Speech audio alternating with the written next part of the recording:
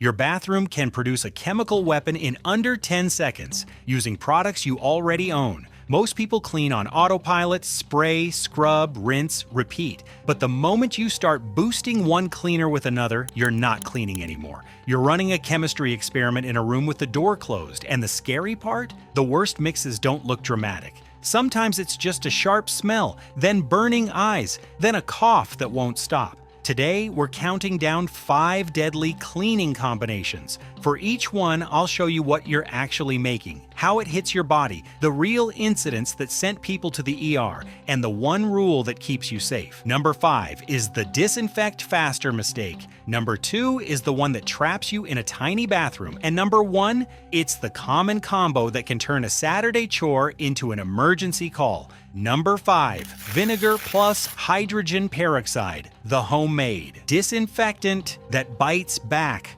This one is dangerous because it feels wholesome. Vinegar has that "my grandma used this" energy. Hydrogen peroxide feels like the gentle, bubbling hero from your childhood scrapes. So when people see a cleaning hack that says, "combine them for a super disinfectant," they don't hesitate. It sounds responsible, natural-ish, smart. But here's what most people don't realize. When vinegar and acid meets hydrogen peroxide and oxidizer, you can create peracetic acid, a much harsher chemical used in industrial settings to disinfect equipment and surfaces. And industrial is the key word. In the right concentration, peracetic acid is powerful. That's why it's used in food processing plants and medical environments. But the same reason it works so well is the reason it can hurt you. It's extremely irritating. It doesn't just smell strong, it can burn your eyes, sting your nose, and make your chest feel tight, especially if you're spraying it in a small bathroom where the air has nowhere to go. The truly creepy part? The danger doesn't always announce itself with drama. Sometimes it starts as a weird, sharp smell you can't quite describe. Like vinegar, but colder, more metallic. Your eyes water, you blink hard. You tell yourself it's fine, just one more minute. Then your throat starts to scratch like you swallowed sand. And your body does what it always does when it senses danger. It tries to get you out. Coughing, gagging, that sudden need to step back and breathe real air. Here's how this one usually happens in real life. Someone's in a hurry. They're cleaning the bathroom before guests arrive, disinfecting the kitchen after raw chicken, wiping down kids' toys after somebody sneezed on everything within a 5-mile radius. They read an online tip, or they half remember a safe combo. And they decide to make a spray bottle that does it all. So they pour a little vinegar in, then a little hydrogen peroxide. It looks normal. No smoke, no sparks, nothing dramatic. They shake it, they spray it. And for a moment, it feels like they just leveled up at life until the room changes. That's the moment people panic, and because the air suddenly feels thicker. Not like you can't breathe, but like every breath comes with a cost. And if you've ever had that sensation, the one where your lungs feel offended, you know how fast fear kicks in. Your brain goes, wait, this is cleaning. Why do I feel like I'm being attacked? Because you are, not by germs, by chemistry. And the reason this combo lands at number 5 is simple. It's common, it's trendy, and it's the kind of mistake people repeat because the first few times they got away with it, they didn't end up in the ER, so they assume it's safe. But irritation injuries don't always show up like a movie. Sometimes it's a slow punishment, headache, burning eyes, coughing for hours, a throat that feels raw the rest of the day. For people with asthma, allergies, or sensitive lungs, this can hit harder fast. Now, I need to say something important without killing the pace. The risk isn't just mixing it once. A lot of cleaning hacks tell people to store the mixture in a bottle. That's where this turns from bad idea to why did we do this? Because stored mixtures can build pressure, degrade, or become more irritating over time depending on concentration and conditions. And when you spray it later, you're not even sure what you're spraying anymore. You're just trusting a bottle you made on a Tuesday night when you were tired and trying to feel productive. Visually, it's the most normal looking danger on this list, which is why it tricks people.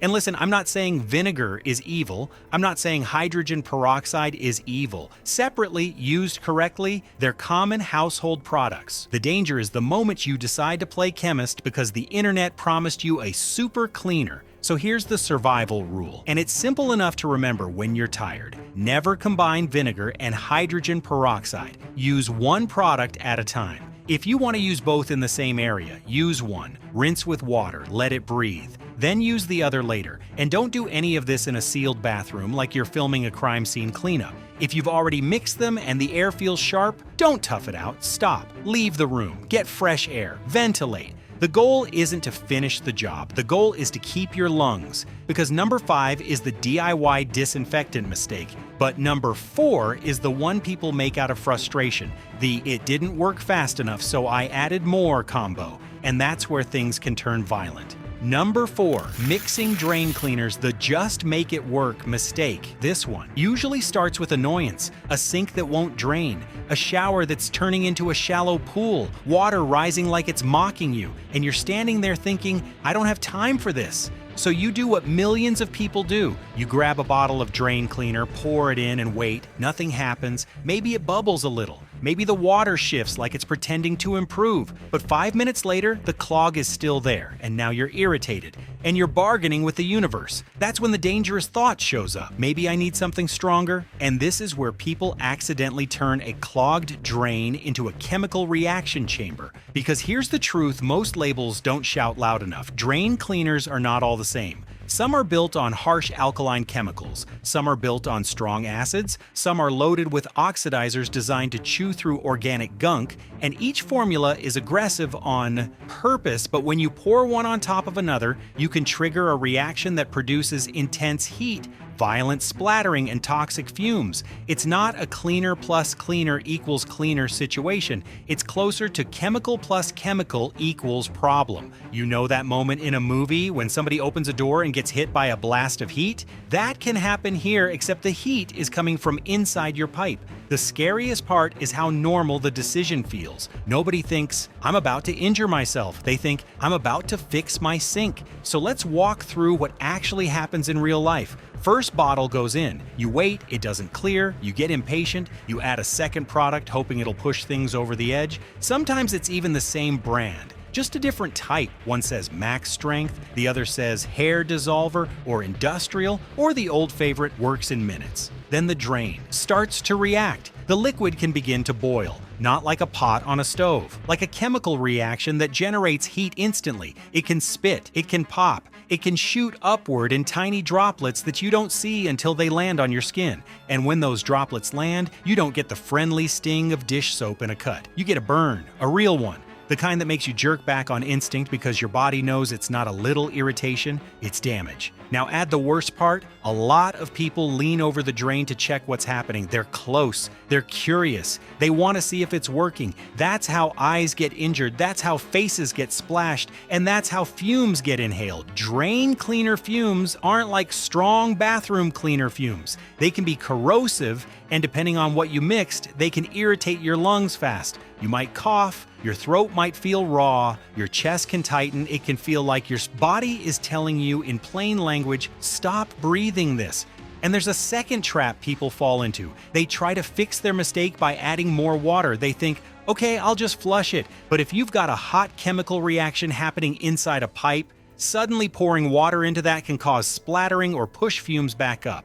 It can also spread the chemicals into places you didn't intend, including onto surfaces, onto your hands, onto your clothes. This is why emergency responders and poison centers warn people not to mix cleaners, and why drain cleaner labels are so intense about following directions exactly. Because once it goes wrong quickly. And yes, people get injured by this, not in a viral, over-the-top way, in the most realistic way possible. Someone ends up with chemical burns on their skin. Someone splashes their eyes and has to flush them for ages. Someone breathes in fumes and can't stop coughing. Someone ends up in urgent care because they thought 2 products would work faster than one. Here's the psychological trick of this combination. It feels logical. If one didn't work, 2 should. But in chemistry, more doesn't mean better. Sometimes more means violence. So what's the rule? It's not complicated, it's just hard to follow when you're irritated. Never stack drain cleaners. If you used one drain cleaner and it didn't work, your next move is not another chemical. Your next move is distance and patience. Give it the time the label says, ventilate the area, keep your face away from the drain.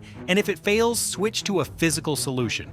A plunger, a drain snake, pulling the trap, calling a plumber. Because the moment you start mixing formulas, you lose control over what's happening in that pipe. You can't see it, you can't predict it, and you can't undo it quickly. Now you might be thinking, okay, but I would never pour 2 drain cleaners together. Fair. But number 3 is worse because you don't have to pour them together to make the mistake.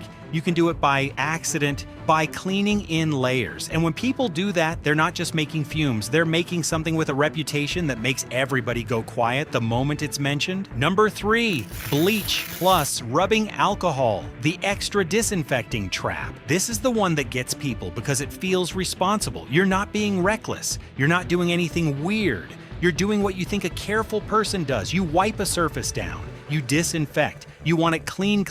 The kind of clean where you could set a baby's pacifier on it and not panic. So you grab rubbing alcohol first, quick wipe, it flashes off fast, feels medical, feels safe. Then you reach for bleach because bleach has a reputation. Bleach is the final boss of cleaning. If bleach touched it, it's dead. And that's the moment the problem starts. Because when bleach and rubbing alcohol meet, they can react and create a mix of nasty chemicals, including chloroform. Yes, that chloroform. The word itself makes people picture a rag and a movie scene. Real life isn't that dramatic, but the danger is still very real. Inhaling the vapors can make you dizzy, nauseated, and disoriented. In higher exposure, it can knock you down fast. And the worst part? You don't even have to mix them in a bottle. You can create the reaction by layering. That's why this is number 3. Most people don't pour alcohol and bleach together and stir like a witch at a cauldron. They wipe with one, then wipe with the other. Same countertop, same doorknob, same bathroom sink. And because alcohol evaporates, you assume it's gone. But gone isn't the same as not there. There can still be residue. There can still be dampness trapped in tiny grooves, corners, or porous surfaces. And when bleach hits that, chemistry happens. Let me paint the most common scene. It's late. You're cleaning after cooking or you're disinfecting the bathroom. You're moving fast because you want your night back. You wipe down the counter with alcohol, feeling like you're doing the right thing. Then you smell bleach from the other room, and your brain goes perfect. Let's finish strong. So you hit the same area with bleach. At first, nothing looks wrong. No foam, no smoke, no warning sign. Just a wet shine on the surface. Then the smell shifts. Not pool smell, not clean laundry smell, like something sweeter, sharper, wrong in a way you can't explain. Your eyes start to water like you just walked into a room where somebody peeled onions aggressively. You take one more breath and you feel it, a sting in the back of the throat, a cough that doesn't feel like dust. It feels like your body is trying to push something out of you. Your head gets light. The room feels slightly tilted like you stood up too fast. And because you're a normal human, your first thought isn't, I made chloroform. Your first thought is, why do I suddenly feel weird? That's what makes this one dangerous. It doesn't scream, it whispers, and a whisper is easy to ignore until it isn't. Poison control centers warn about this exact combination for a reason. People call after they feel dizzy or start coughing, and they can't figure out why a cleaning session turned into a breathing problem. And here's a detail that makes it even sneakier. Alcohol is everywhere, not just in rubbing alcohol bottles. It's in some disinfectant sprays, it's in wipes, it's in hand sanitizer you used on your hands and then touched a surface. It's in that quick, clean product you think is basically water with good intentions. So you can stumble into this without realizing you're even playing the game. Now, I'm going to say something that sounds obvious, but it's the difference between safe and sorry. Bleach is not a layer on top product. Bleach is a choose me or choose something else product. Because once bleach is involved, the list of things you can safely combine with it shrinks down to basically one: water, used exactly as directed. So what's the survival rule for number 3? Never stack disinfectants. Pick one disinfectant per cleaning session on a surface. If you already used alcohol and you want to switch to bleach, don't do it like a quick combo. Rinse the surface thoroughly with water, let it dry, ventilate the room, and only then, if you truly need bleach, use it according to the label. And if you ever notice that sudden, sharp, sweet chemical smell, or you start coughing or feeling lightheaded, don't power through like you're trying to win a cleaning medal. Stop, step away, day, get fresh air, open windows, turn on fans. The goal is not a spotless counter. The goal is a functioning nervous system, because if number 3 is the mistake people make while trying to be extra careful, number 2 is the one that catches people in a small room fast, because it produces a lung-burning gas that doesn't care how good your intentions were. Number 2, bleach plus ammonia, the bathroom, gas that traps you.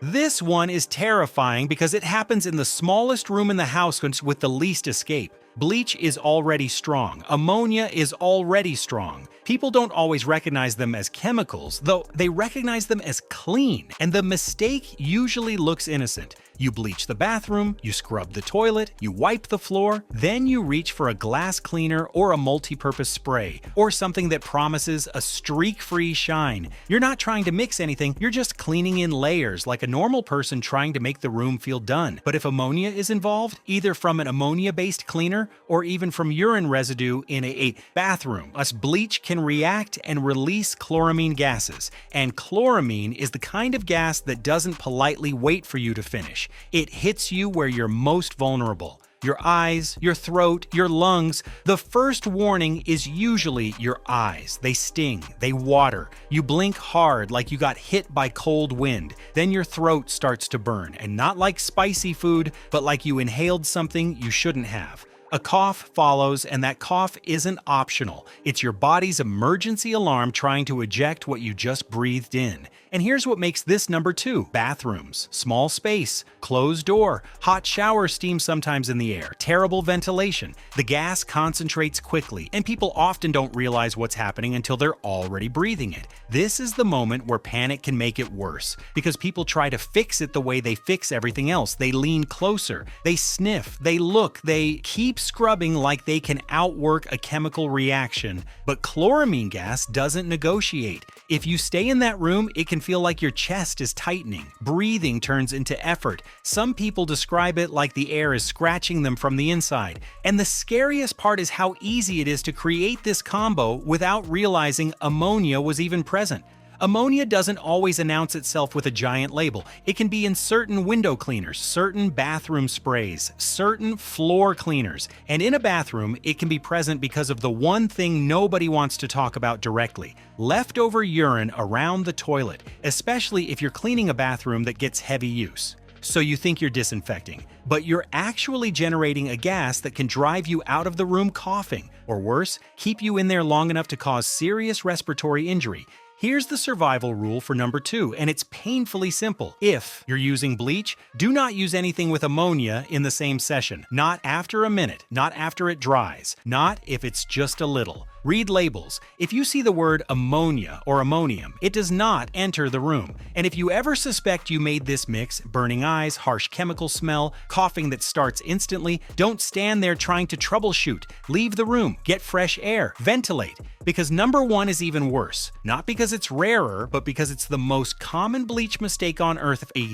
And it can create a gas with a history that's darker than most people realize. Number 1, bleach. Acidic cleaners, the chlorine gas mistake people make on accident. This is number 1 because it's the most common I didn't mean to cleaning disaster. Nobody wakes up and thinks, today I'm gonna make poison gas. They think, my toilet looks disgusting. They think, this shower has that crusty buildup I can't stand. They think, I'm going to finally get rid of that rust stain. And they grab the strongest thing they own, bleach. Then they grab another strong product, usually a toilet bowl cleaner, a lime scale remover, a rust remover, or even vinegar.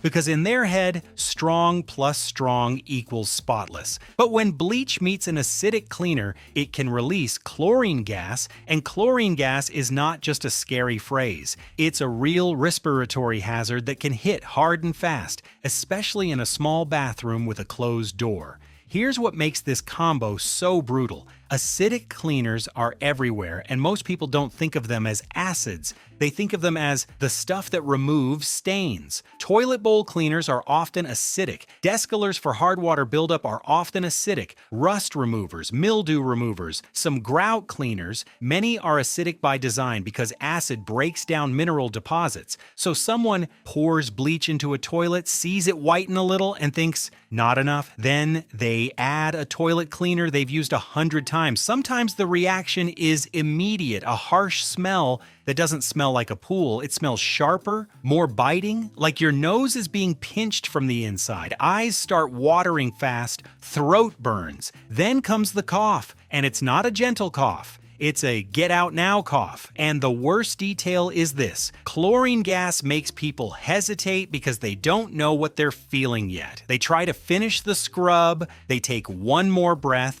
they lean closer to see if it's working. That's how exposure climbs. Because once that gas is in the air, the bathroom becomes a trap. It's a tiny box where the concentration can rise quickly. And if you're in there trying to power through, you're basically telling your lungs to take repeated hits while your brain tries to decide if it's serious. It is. Even a short exposure can be miserable. Longer or heavier exposure can be dangerous. And this is the combo that sends people into panic because it feels like the air itself is attacking them. So here is the survival rule, and it's the one you should tattoo onto your cleaning routine. Never mix bleach with anything except water and only as directed. If you're using bleach, that's the whole plan. No second product, no booster, no let me add something for the stains. And if you ever suspect you created chlorine gas, burning eyes, harsh chemical bite, coughing that starts instantly, don't troubleshoot. Don't try to air it out while still inside. Leave the room, get fresh air, open windows from a safe distance if you can. The priority is getting your body out of the exposure zone, because the scariest part of number one isn't that it's exotic, it is that it's normal. It's a mistake made by people who were just trying to clean and accidentally turned their bathroom into a gas chamber. And that's the twist. The most dangerous chemical weapons most people will ever encounter aren't in a war zone, they're under your sink. So here's what to remember the next time you clean. One product at a time. Read the label, ventilate. And if the air ever turns sharp and your body starts protesting, don't push through. Step out, fresh air first, pride later. Now I want to know, which one shocked you most? Number 2 in the bathroom or number 1 with the toilet cleaners? If you want more real-world dangers broken down with real stories and the one rule that keeps you safe, subscribe to this channel. And in the next video, we're exposing everyday things that look harmless until you learn what they actually do.